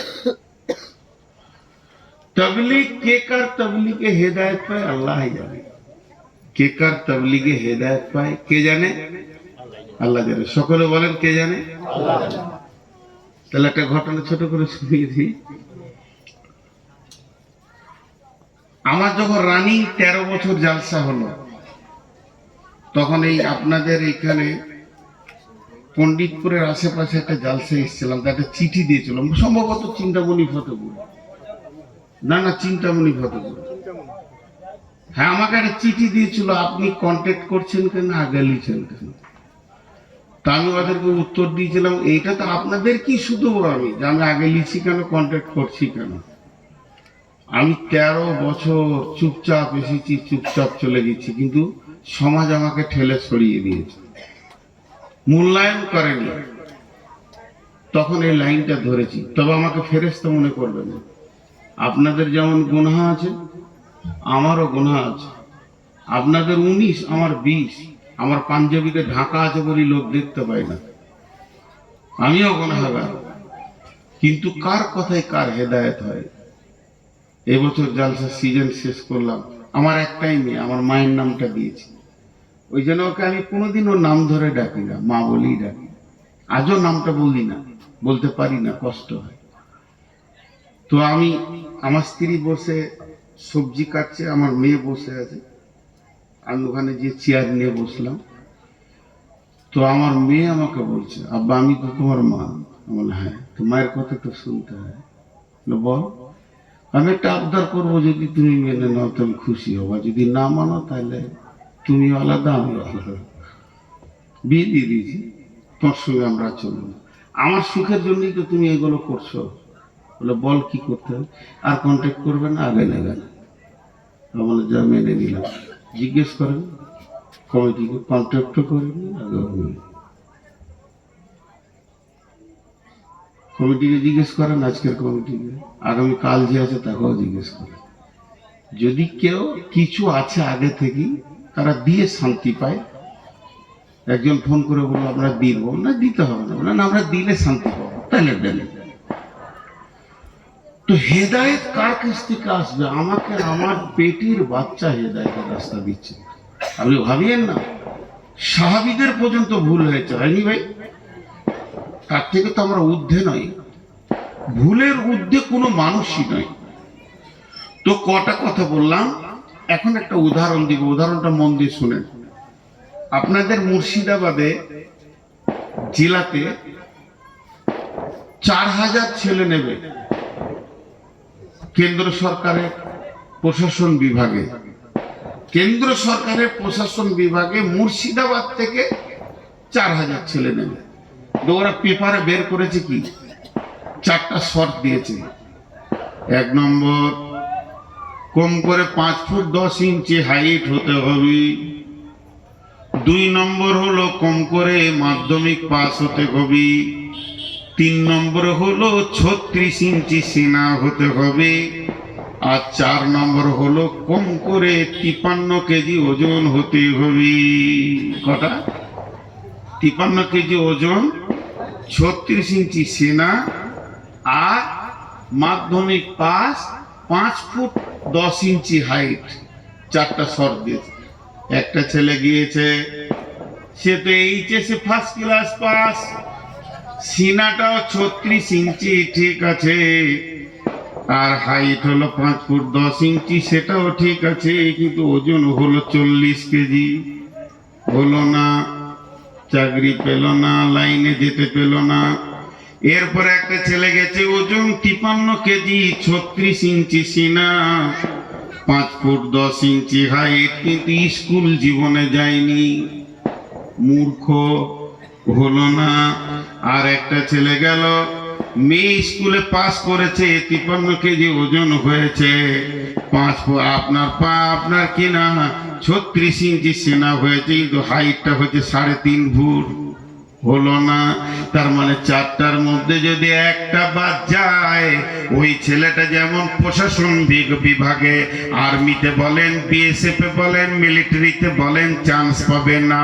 4টার মধ্যে একটা বাদ হয়ে গেলে উই বাদ হয়ে যাবে। আল্লাহ বলছে, তুমি কি জান্নাত যেতে চাও না জাহান্নাম যেতে চাও? আমার দৃষ্টিতে পৃথিবীর সমস্ত মানুষ ক্ষতিগ্রস্তর মধ্যে রয়েছে, তারা ক্ষতিতে পড়ে গেছে।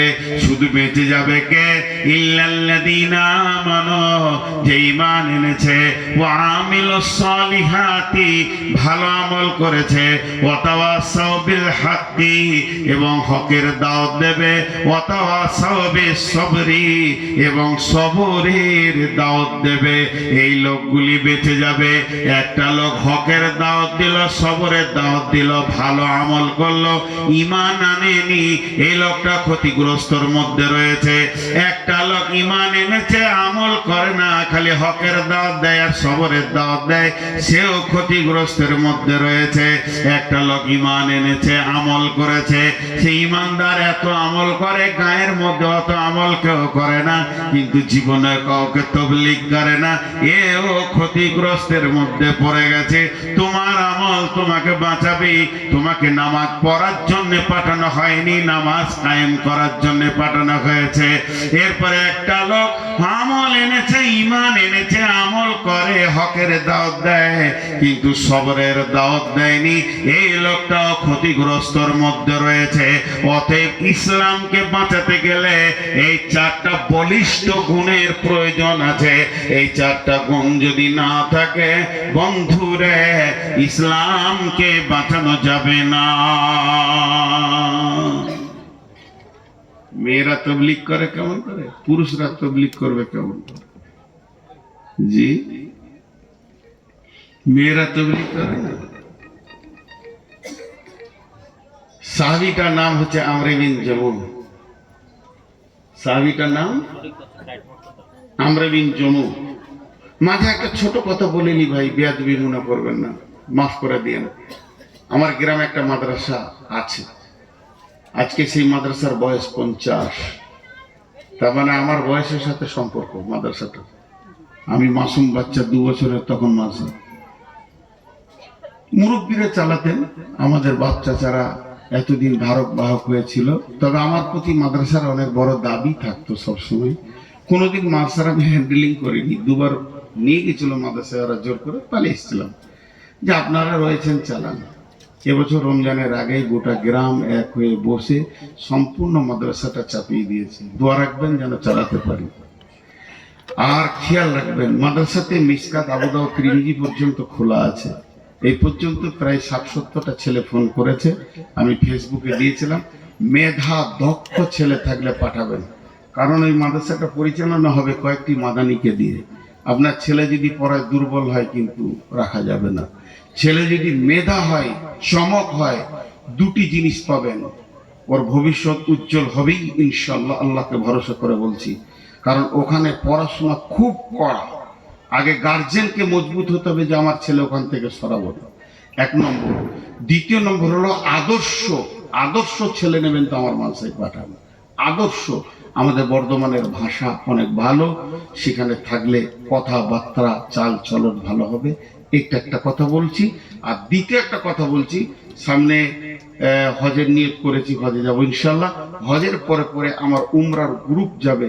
যদি কেউ আমার সঙ্গে উমরায় যেতে চান, সে আমার নম্বরে ফোন করবেন।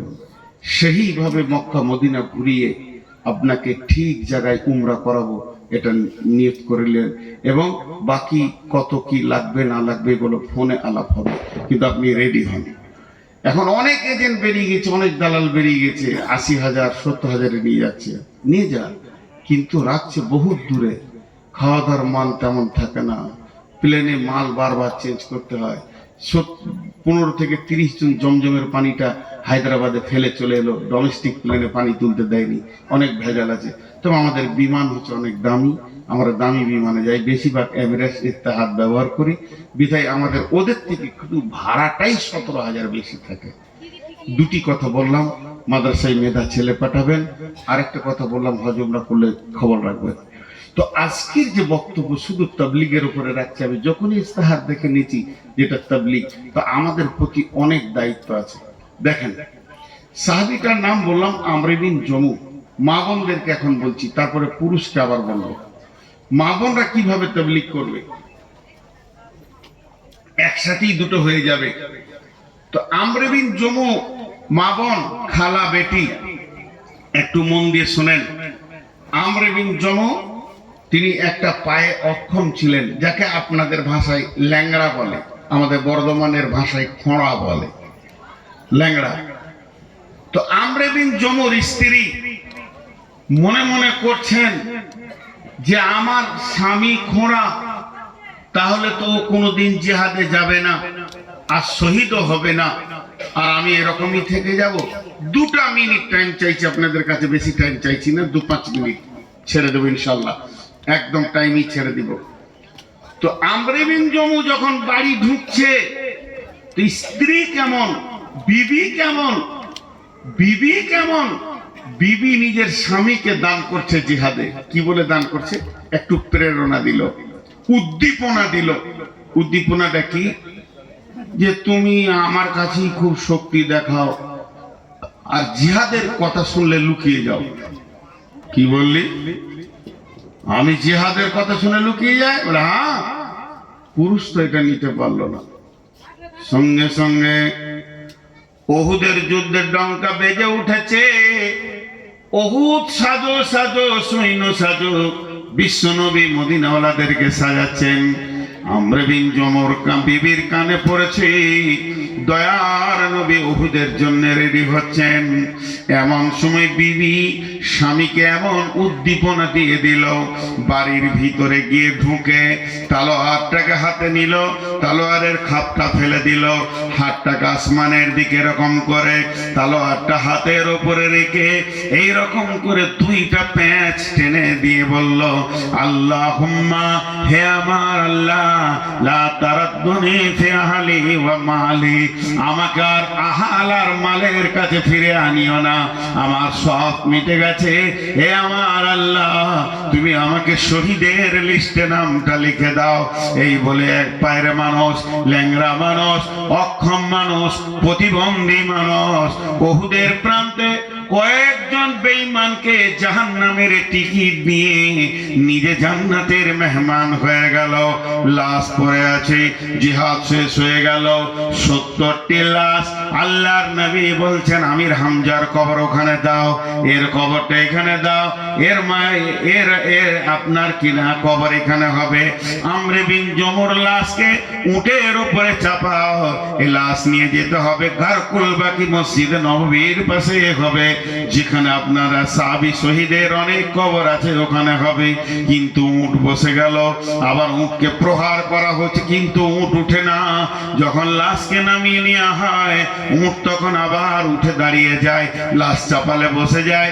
বিশ্ব নবী বললেন, তোমরা ছেড়ে দাও, এই জানোয়ারকে কষ্ট দিও না, নিশ্চয়ই ওর জীবনে কোনো ওসিয়ত ছিল। ওর বিবি তখন পাগলের মতো দৌড়ছে, স্বামী আমার শহীদ হয়েছে, এখন আমি কিয়ামতের মাঠে শহীদের বিবি বলে পরিচয় দিতে পারবো। কত আনন্দ উদ্দীপনায় সেখানে গিয়ে পৌঁছালো। বিশ্ব নবী বললেন, ও আমর বিন জমুর স্ত্রী, তুমি বলো তোমার স্বামীর কোনো ওসিয়ত আছে কিনা? আমর বিন জমুর স্ত্রী বললেন, হ্যাঁ ওসিয়ত আছে। আমি যখন উদ্দীপনা দিয়েছিলাম তখন উনি আল্লাহর কাছে দোয়া করে বলেছিলেন, এই আল্লাহ, তুমি উহুদের প্রান্ত থেকে আর মদিনায় ফিরে আনিও না, আমি এখানে আসবো না, আমি আর আহাল আর মাল দেখতে চাই না। বিশ্বনবী বললেন, হে সাহাবীরা শোনো, ওর দোয়া আল্লাহ কবুল করে নিয়েছে, ওকে উহুদের প্রান্তে সমাধি দাও, এখানেই ওর কবর বানিয়ে দাও। 70 জন সাহাবী উহুদের প্রান্তে শুয়ে আছে, শুহাদায়ে উহুদ। তাহলে আমর বিন জমুকে কে দিল? একটা মহিলা দিল। একটা শহীদ কে দিল? একটা মহিলা দান করলো। হযরত উমরের মতো বিখ্যাত সাহাবী, যেদিকে উমর হাঁটতো ওদিকে শয়তান হাঁটতো না, সেই রকম একটা বিখ্যাত সাহাবী, যার ডিগ্রি আল্লাহ রাসূল বলেছেন, লাউ কানা বাদি নবিয়ান কানা লাহু উমর, আমার পরে যদি কেউ নবী হয় তো উমর হবে। কে দিল? তার বোন ফাতেমা দিল। তার বোন ফাতেমা দিল। তো মেয়েরা যদি তবলিগে নেমে যায়, মেয়েরা তবলিগ করবে 4 জনের কাছে, ছেলেকে করবে, স্বামীকে করবে, আর আপনার ভাইকে করবে, আব্বাকে করবে। আমার মেয়ে আমাকে তবলিগ করেছে, আমর বিন জমুর স্ত্রী তাকে তবলিগ করেছে, আর হযরতে ফাতেমা রাদিয়াল্লাহু তাআলা আনহা, এই ফাতেমা রাসূলের বিটি নয়, এটা উমরের বোন ফাতেমা, অন্য ফাতেমা। হযরতে ফাতেমা রাদিয়াল্লাহু তাআলা আনহা তার ভাইকে তাবলীগ করেছে। এমনও সাহাবী রয়েছেন মা তার বেটাকে তাবলীগ করছে। অতএব আজকে মেয়েরা যদি মনে করে নেয় আমি ঘরটাকে কন্ট্রোল করব, আমার ছেলেকে বেনামাজি রাখবো না, স্বামীকে বেনামাজি রাখবো না, আব্বাকে বেনামাজি রাখবো না, আমি আমার ছেলেকে, ভাইকে, স্বামীকে, আব্বাকে প্রত্যেকটিকে ধরে ধরে তারা মসজিদে পাঠিয়ে দিতে পারবে। একটা সত্য ঘটনা শোনাই, নাম জিজ্ঞেস করবেন না, কলকাতার ঘটনা। ভাই বোন খুব মহব্বত, খুব মহব্বত, 3 ভাইয়ের একটা বোন, আর তাদের গার্মেন্টস কাপড়ের ব্যবসা, বিজনেস, রেডিমেড, কোটি কোটি টাকার মালিক। তো ভাইরা সকালে বিজনেসে বেরিয়ে যায়, দুপুরে আসে, ভাই বোন একসঙ্গে খায়। ভাই যতক্ষণ না আসবে বোন খাবে না, এত প্রেম মহব্বত। তো বোন নিয়ত করেছে ভাইকে দাড়ি রাখা করাবো এবং মসজিদে ঢুকাবো। তো দুপুরে ওর মা বলছে ভাত কাকে খাইনি, বলছে ভাই আসো। ভাই এসে ফিরে চল ভাত খেয়ে না, ভাত খাও। রাগ করলি কেন? তুই কি নিবি বল? ও যদি বলে 50 ভরি সোনা নিব, তো 1 ঘন্টা লাগবে না, এত টাকার মানে। তুই যেটা চাবি সেটা দিবি। বলে তুমি দিবে, যদি তুমি দাও তাহলে তুমি আমার ভাইয়া, না দাও তো আর নাই, আমার যা মন যাও আমি করবো, যা দিয়ে তো সব ফেরত দিব। কি করতে হবে বল? বলে তুমি এখনই নিয়ত করো যে আর দাড়িতে হাত দিব না, আর জোহরের নামাজটা এখন পড়ো, তারপর একসঙ্গে খাবো, আর জীবনে নামাজ ছাড়বো না, জীবনে নামাজ ছাড়বো না। বলো, তাহলে জানবো তুমি আমাকে ভালোবাসো, তোমাকে আমি ভালোবাসি। সঙ্গে সঙ্গে বলছে যার দাড়িতে হাত দিব। বোন তো ভাইকে জড়িয়ে ধরে কাঁদতে লাগলো, ভাই আমি এটাই চাইছি, তুমি জাহান্নাম থেকে বেঁচে যাও। আচ্ছা আমি নামাজ পড়ি, তো একসঙ্গে খাবো, আর জীবনে নামাজ ছাড়বো। পারে মেয়েরা যদি ইচ্ছা করে, একটা মেয়ে যদি ইচ্ছা করে যে আমি আমার ফ্যামিলিকে কন্ট্রোল করব, তো পারবে, বেশিক্ষণ লাগবে না সমাজ কন্ট্রোল হতে। কারণ সমাজে মেয়েদের হাতে কন্ট্রোল করা রয়েছে 75 ভাগ। কিরকম ভাগটা করছি? 100টা লোক, 100টা লোকের ভিতরে বাচ্চা হচ্ছে 50 আর বয়স্ক হচ্ছে 50, তাহলে কত হলো? 100। বাচ্চার মধ্যে রয়েছে ছেলে মেয়ে, বয়স্কর মধ্যে রয়েছে নারী পুরুষ, তাহলে ওই ধারে 25 আর 25, নারী 25 পুরুষ 25, 50, আর ছেলে মেয়ে নিয়ে 50, তাহলে টোটাল হলো 100। তো একটা মেয়ে যদি তাবলিগে নেমে যায়, তাহলে ও 25 কে নিয়ে তাবলিগ শুরু করলো, আর ওদের কোলে হচ্ছে বেটা বেটি, ওখানে 50, 75% সমাজকে মেয়েরা ঘুরিয়ে দিতে পারবে। পারবে কি পারবে না? কারণ ওর কোলে বাচ্চা আছে, ওর কোলে মেয়ে আছে, ওর কোলে ছেলে আছে, ওর কোল থেকে, আমি তো কার কোল থেকে এসে এই স্টেজে বসেছি। তো কোলেই যদি ইনজেকশন মেরে দেয় মা বাপ।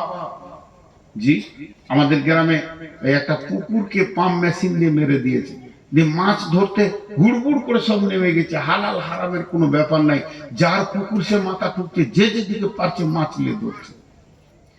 তারই মধ্যে একটা ইয়ং ছেলে চুপ করে, একটা বর গাছ আছে ওখানে বসে আছে, আমিও বসে আছি, খুব ভালো মনে পড়ে। তখন আমি কত 6-7 পড়বো, এরকম বয়স। তখন আমি বলছি মাছ ধর, একই বয়স, ধরে কি হবে, বাড়ি নিয়ে যাবো, মাছ ছুঁড়ে পাঁচিল পার করে দিবে, হারামের খবর। তো খামকা কাদা ঘেটে কি বলে, তোর যা অবস্থা আমার তাই অবস্থা, মাছ নিয়ে গেলে আমার বাপ আগে লাঠিলে আমাকে খুঁজে বেড়াবে, তোকে কে মাছ খেতে বলে? তাহলে বলেন, একটা পরিবারকে কন্ট্রোল করে দিয়েছে কে? একটা মহিলা। জি, আর এখন কি হচ্ছে, একটা ছেলে যদি কারো কাছ থেকে আম চুরি করে আনছে, পেঁয়াজ চুরি করে আনছে, বেগুন চুরি করে আনছে, তোর মা গায়ে মাথায় হাত বুলি বলছে, বেটার জ্ঞান কত হয়েছে যেটা কাজে লাগবে রে, কার কাছ থেকে এনেছো জানি না, ও জিজ্ঞেসই করলো না। জি, আমি তো মায়ের স্নেহ ভালোবাসার কথা বলতে পারবো না, আব্বার পারবো। তো আমার আব্বা মিলিটারি মানুষ ছিলেন, খুব কড়া, খুব কড়া। বাড়ি ঢুকতাম এসব সময়, দাঁড়া, জোহর কোথা পড়েছিস, আসর কোথা পড়েছিস, কুনি কে ইমাম ছিল, মাগরিবে কি সূরা পড়েছে বল, এতগুলো শোনাইতে হতো, তারপরে শুতে দিত। এক বিপদ ছিল। তা আজকে বুঝছি কত বড় নিয়ামত ছিল। অতএব মা বোনদেরকে বলছি, আপনারা প্রতিজ্ঞাবদ্ধ হয়ে ফ্যামিলিতে নেমে যান, যে আমার বাচ্চা ছেলেটা যে এটা হাতে করে নিয়েছে বাড়ি ঢুকবে, ওটাকে প্রশ্ন করব, কোথা পেলে, কেন পেলে, কে দিল, কিভাবে আনলে। একটা সমাজ চেঞ্জ হয়ে যাবে। যাই হোক, আমি এখন সমাপনীর দিকে যাচ্ছি। টোটাল বক্তব্যটা আমি মাত্র 1 মিনিটে বলবো।